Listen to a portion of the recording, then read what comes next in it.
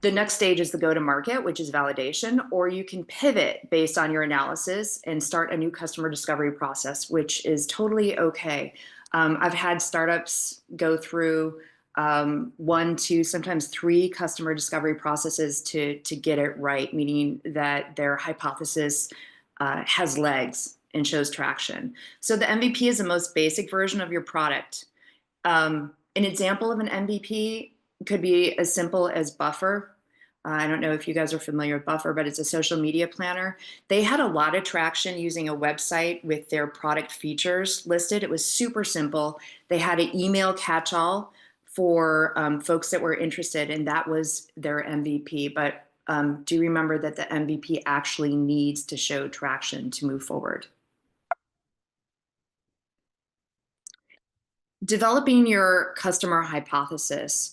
So a hypothesis is an educated guess, it's an assumption about what problem your product solves for a specific customer segment, which is then tested through this customer discovery process that we're talking about right now.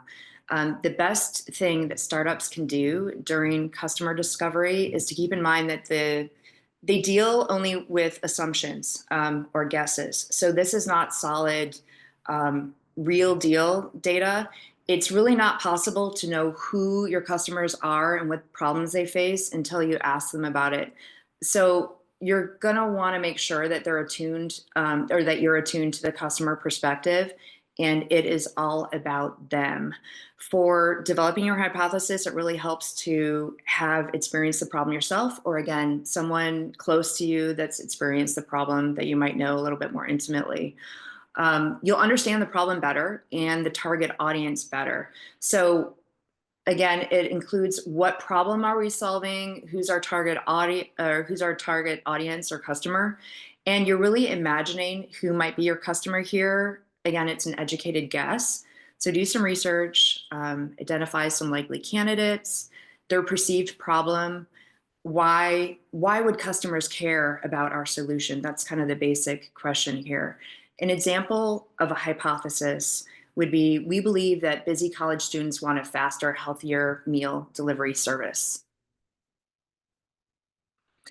Conducting effective customer interviews. I get a lot of questions from startups along these lines.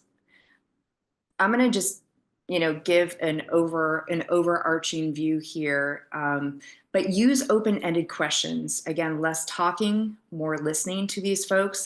If you can, have them share their screen, and this will allow you to see the process of them currently trying to solve your problem, and let them share their story with you. Now, ideally, you've experienced this problem yourself again, or know someone who's experienced the problem. And time is precious, remember that, and both on their side as well as yours. I mean, they're sharing their valuable time with you. So focus on quality here instead of quantity, and take a walk in their shoes. It's a perspective change. This is going to help in ultimately understanding your target audience, their perspective, their problem, and will result in better products. So remember that mug stir story I just shared. Create a solution to a problem that truly exists. And who do I talk with? So you're, getting ready and preparing for this interview stage of the customer discovery. I'm going to recommend initially that your existing network is going to be there for you. And I shared a couple of these different groups on the slide. It's going to be an efficient way to start quickly interviewing folks and get started. And execution is key. Remember, with startups, it's all about operational efficiency and execution. So it's okay. Don't get daunted here if the amount of work seems a bit crazy, because it is, but the flow will come. Now, everyone listed here on the slide is within your network. It's a quick and easy way to get started. But just as importantly, I want you to remember, who's existing outside of your network. It's important to reach out to folks outside your network to negate potential biases and get really honest, real-time feedback. So LinkedIn is a tool that I could recommend here to use for your out-of-network interviews. And you can filter for LinkedIn for industry, job title, company, company size, as well as location. And if you're willing, you can pay, I think it's 99 bucks a month for premium LinkedIn usage and what's called in-mails to professionally reach out to folks outside your network. So it's some money, but it's an investment in your company and your time. And an important tip is with these folks inside your network, especially as you're interviewing potential friends and family, they love you and thus will probably give you answers that are a little bit more biased. So don't spend a whole bunch of your interview time with the friends and family. I can recommend that you should use video preferably or phone for the best experience with conversation and data tracking. Something like Zoom or Google Chat is a good one. So you can more easily read your interviewees' facial expressions. Track and record everything, but make sure to ask first. Make sure to ask the interviewee first, but include all of those reoccurring positive and negative themes. Listen and enjoy the conversation. It's usually a positive experience that fires you up and gets your momentum going. Remember to show empathy with the folks that you're interviewing. Again, their time is valuable. They're sharing it with you. Be present and have fun. Some examples of good customer discovery questions that I've listed on the slide here. Again, you're going to be adding your own as well. But what kind of questions do you ask during this interview stage? Another very common question from startups. A couple of additional examples of how do you decide which solution to use? Why is it so difficult? What do you do to solve this problem currently? How long does it take you to solve this problem?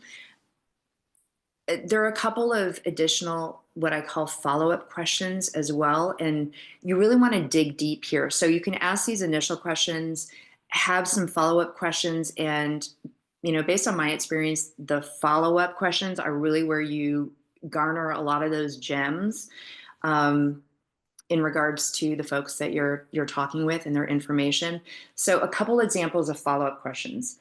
And some people are not super comfortable asking these because it seems a little bit pushy, but it's really important to get to the real deal and the real data and information. So a couple examples, what do you mean by that? Can you tell me more about that? Why is that important to you is a very good one. It's ultimately up to you to direct the interview. As you can see, the questions here are very open-ended. You are looking for a description on their part, a problem from their perspective, and the story of how they solve the problem. And it's also possible that they don't have a solution to this problem. So keep that in mind too. But tell me how you do X today. It sounds like a really direct and simple question. What you want to do here, again, is you're asking questions to put yourself in their shoes, get a comprehensive understanding of their daily, their challenges, how they solve for it. Again, use those open-ended questions, less talking, more listening. And if you can, again, have them share their screen. So you can see that process of them currently trying to solve the problem. You can see how long it takes right there and then, and their specific pain points and frustrations. Okay, couple examples of bad customer discovery questions. So this is obviously the flip side of what we just discussed. Customer discovery is learning about your customer's problem, if there is one, and if so, learning just how big of a problem it is. So you don't want to spend too much time on your stuff. This is a time you want to let them shine and share. Also important, don't mention the actual product. This, the reason behind that is it could bias them into answering your interview questions a certain way. You don't want to ask questions that are too vague, leading, don't provide specific actionable insights. And because they are leading hypothetical or directly pitch the solution, this is not the time where you want to pitch the solution. They they might prevent you from getting those genuine, real insights into the customer's actual pain points and needs. So how do I know when I'm done with this entire rigmarole of interviewing? Let's say you've done 20 interviews. And by the way, I recommend 20. If you need to do 30, do 30. But do remember that your time is valuable, their time is valuable. You want to make this interview process count. So you've done, let's say, 20 interviews. Now what? Do you stop? Do you continue? A couple markers for stop interviewing are going to look like these three that I have on the slides here. So look for reoccurring themes. If your interviewees' answers become predictable, if your hypothesis has legs, you can tell where the conversation is headed with a little bit more certainty, probably you should be able to, at least after about 10 interviews. It may sound like magic, but it's a thing. And remember that we are never done with customer discovery. You're going to be building those customer relationships throughout the lifetime of your startup. Potential customers are going to be continuously discovering your products, so we need to continuously discover how our customers are changing, as well as explore new segments and opportunities for yourself. All right, so let's say you're done with the interviewing stage. It is now time to move to the analysis stage. And in this stage, you determine whether or not you need more info to refine your hypothesis validation.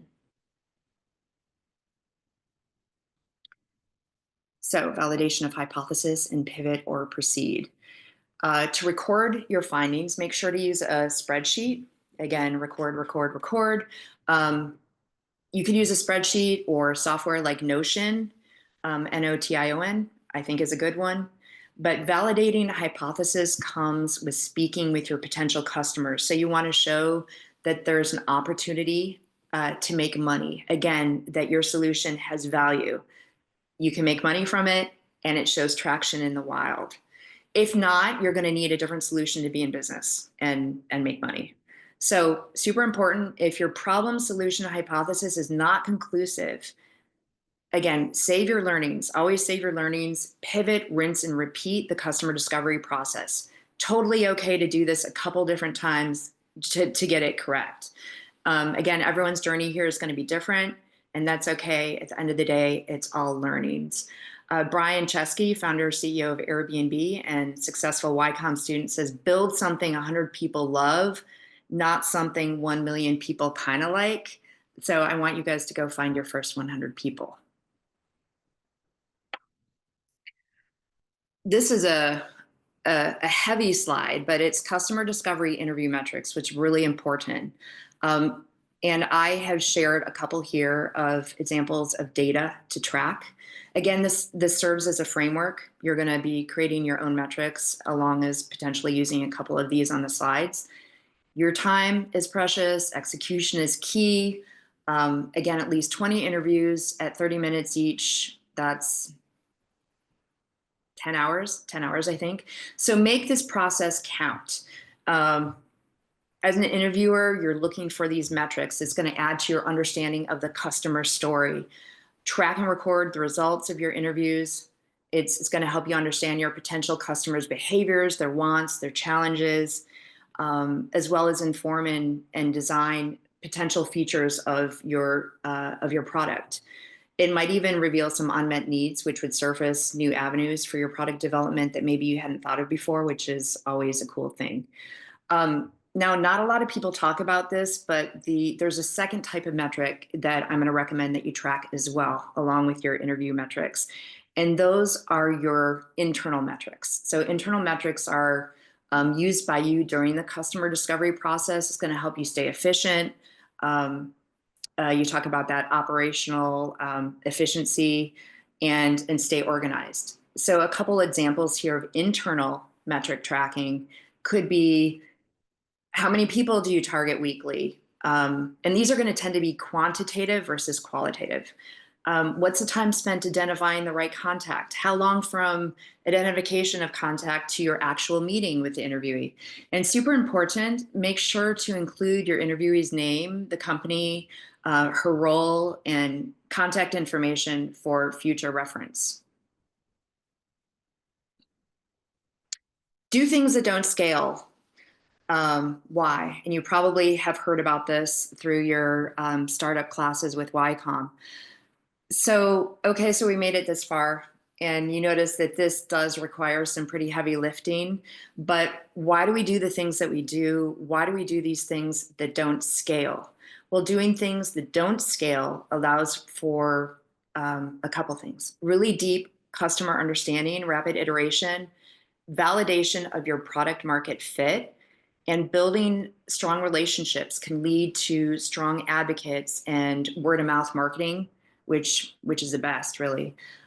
Very important aspect here of the interviewing, by the way, is show appreciation for the people you interview. Relationships do matter. Write them a heartfelt, thank you note, which might sound a little old school, but if you do it with, truth and appreciation behind it, it works. Give your interviewees a coffee gift certificate to their local coffee shop. Share your updates or your beta with them first. Essentially, make them feel special and appreciated for their time that they're spending with you and their insights they're sharing with you. So the best founders stay in contact and gather feedback from their customers, again, throughout the lifetime of their startup. I'm going to share an example of something that I did that did not scale. I was working in product at a large tech company, and we decided to update and monetize a product that our software developer customers had up until this point been receiving for free. And when they heard about all of a sudden having to pay, they were not happy. But I believed in the value of our product and suggested to the CEO that we place my name and direct phone on the company homepage. And this, of course, did not scale. Customers indeed called me. They were ticked off, but we talked. I learned tons from them and shared the info with my internal team. The developers, our customers, realized that this new product sounded pretty cool. And these folks actually became my first customers. So really ultimately worked out for everyone. So I built business relationships with these people throughout my career at the company and actually beyond, and spoke with them before every product we were looking to launch. So again, don't hear this too often, but just as important, when do we actually begin scaling? This is going to happen when you validated your product market fit and also when you have enough data to actually automate. A couple common mistakes of customer discovery, and again, these are only a couple, but I like to share this story with startups that I work with, the difference between a vitamin product and a painkiller product. When you think about vitamins, they're nice to have. It's a preventative. Sometimes we even forget to take our vitamins. But a painkiller, on the other hand, we have a bad headache. We're literally on the edge of our seats wanting a painkiller. You want to ensure that your product is a painkiller, not a vitamin. And good customer discovery will ensure that you build a painkiller. A couple tips during interviewing: don't discuss price if you can. The customer discovery process is, again, learning about the problem, learning about your customer, learning how bad that problem hurts. Discussing price could show intent of sales. This is not the time for that. If a potential customer is already using another product solution to the problem, so you validated the problem, it's real, this is actually a good signal that they're paying for their current solution, meaning if you offer a better solution, they're going to be willing to pay. So you showed your value right there. It's a good thing. And don't discuss product features. Based on my experience, people will always say that they want product features. I mean, seriously, no matter what product features you're asking them about. So no discussion in regards to product features. All right, I included this Slack story. And Stephanie or Ryan, if I could use your assistance again and calling on someone who might know the answer here. So we all know Slack as a communication tool, but which type of company did Slack begin as? Who knows the answer to that? Mo raised his hand. Oh, over there, over there. Hi, Mohammed here. They started as a gaming company, but then they had a chat system that they communicated, and they were like, "This company's going nowhere. They're gonna throw everything away." But then they showed the investors, but the other side thing they built, they really liked that, so they went with the chat side of things. So now it's not. Yeah, you're absolutely right. So Slack began as a gaming company. Now they were later in their journey, but they're a really good example of a successful late stage customer discovery pivot. And to your point, Mo, they discovered that the internal communication tool that they had built for their gaming company was gaining a lot of traction amongst their internal team. So they felt like it was a really good product market fit. So they reached out externally, did proper customer discovery externally, talked to potential customers, conducted that proper discovery, and validated their hypothesis. So their insight led them to shift their focus from your gaming company that you just mentioned. I think it was called Glitch, to this tool, which would eventually become Slack, which sold to Salesforce a few years later for 27.7 billion. So guys, it all began with solid customer discovery process and pivot. Next steps. So let's say everything in the customer discovery process here on the slides that I have listed is green lit above. You're going to move on to the validation process. Again, this comes after the customer discovery process. Validation is the next stage in your go-to-market journey. And again, this is where you test your hypotheses by presenting your product concept and MVP to real customers in the wild to see if it actually solves their problems and gains traction. And again, that will confirm whether your business model is viable. In summary, discovery, what does it do? It keeps you on track. It fosters those deeper customer insights. It informs decision making. Above all, keep an open mind, stay curious. The best startups don't just build products, they solve for meaningful problems, and customer discovery is your key to finding those problems and unlocking success. And I know that that was definitely a mouthful, but I think we have maybe a couple minutes left for answering questions. Give a round of applause, everybody. Very good, yes, sir, in front. Thank you. Okay. So you said you were at LinkedIn and somewhere else, but where are you now? And what do you like? What do you do now? What did you do today? You know? Yeah. So other than being a mentor for a lot of folks in the UC system as well as Sustainable Ocean Alliance, I am also working on my own startup right now, and I will definitely keep you guys posted on that. It's called Helm, and it is a non-alc cocktail. Wow, woohoo! Maybe next week. Yeah. Any other questions? All right, well, yeah. I was gonna ask, in like. Wait, can you raise your hand? It's inverted up here. I just want to make sure she can see you. Oh. Yeah, she can see you. Yeah.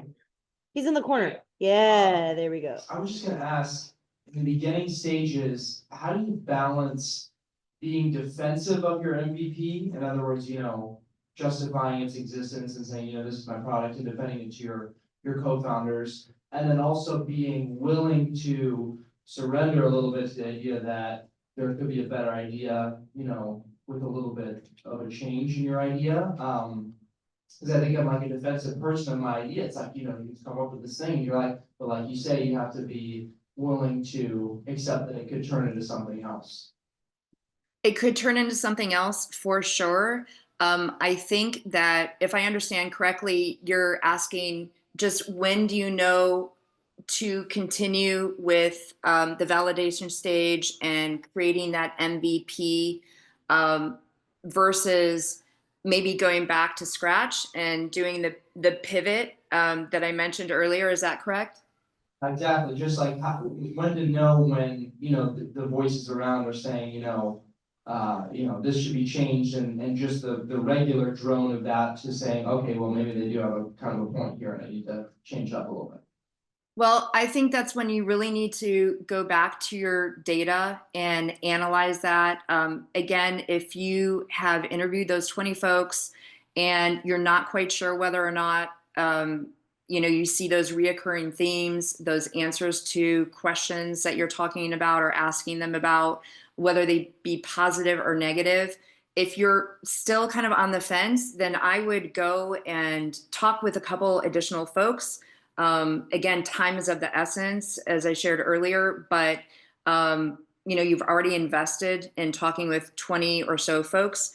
Maybe some additional data is needed. And if you do need to pivot and proceed based on that data and the feedback that you're receiving, it's totally okay. Just the most important thing here is that you do show that your hypothesis has legs, it's validated, and when you get to that validation stage after customer discovery, that your MVP is showing traction in the wild with real customers and that they're willing to pay. A big round of applause for Brooke. It sounds like you can't thank you more time as you continue to develop your ideas on behalf of everyone here at UCI Brooke. We thank Yes, you. and then as always, you can always reach out on LinkedIn. She gave her email. We'll get the slides from her later and we'll put it in the Canvas. But yeah, thank you so much, Brooke. All right, you're so welcome. Thanks, guys. Yes, Thank see you later. Bye.